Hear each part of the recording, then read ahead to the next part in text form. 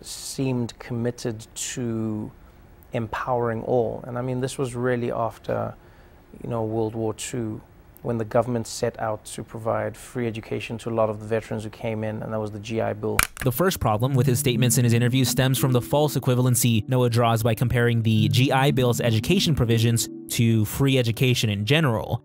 Yes, World War II veterans did not pay for their education monetarily, but by fighting one of the most important wars in probably ever. Sorry, Trevor, but compensating veterans for engaging in the priceless act of risking their lives is not the same as throwing more money at America's failing education system. Noah also claimed that Betsy DeVos, an advocate for school choice, wants wealth to determine how much knowledge you can attain.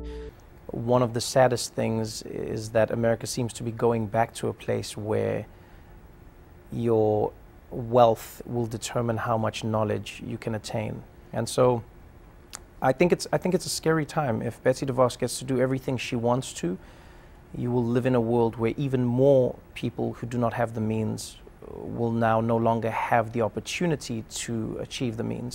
Obviously, it'd be silly to only pick apart his deceptive rhetoric, but equating knowledge to government-funded education is pure, unadulterated demagoguery. How could you be against knowledge?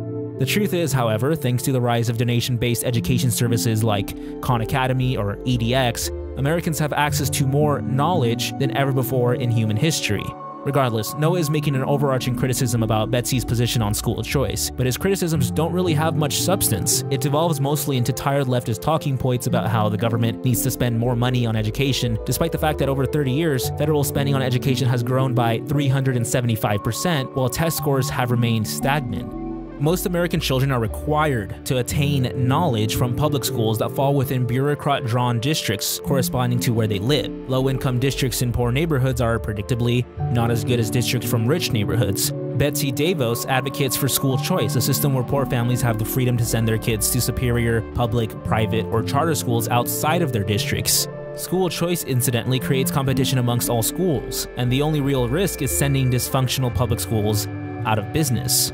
According to a meta-analysis of multiple studies conducted by the Cato Institute, on average, participating in a school choice program improves student test scores by about 0.27 standard deviations in reading and 0.15 standard deviations in math. In layman's terms, these are highly statistically significant. A study conducted by the Friedman Foundation also found the cultivation of public school competition through school choice benefited students immensely. When school choice suddenly becomes so widespread that it represents a serious threat to the continued existence of local public schools, as happened in Florida, Milwaukee, and San Antonio, the achievement of public school students rises in response. All that said, the main problem with Trevor Noah's statement lies squarely on the false dichotomy he constructs, essentially likening advocacy for school choice as going back to a place where your wealth will determine how much knowledge you can attain. It utterly misrepresents the opposing position.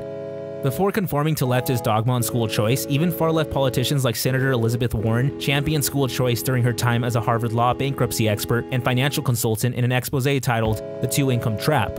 Her political opportunism aside, the issue regarding America's failing education system just isn't as simplistic as Noah and others portray it. The rhetoric used in this interview is precisely the sort of hyper-partisanship designed to cut off debate. Knowledge.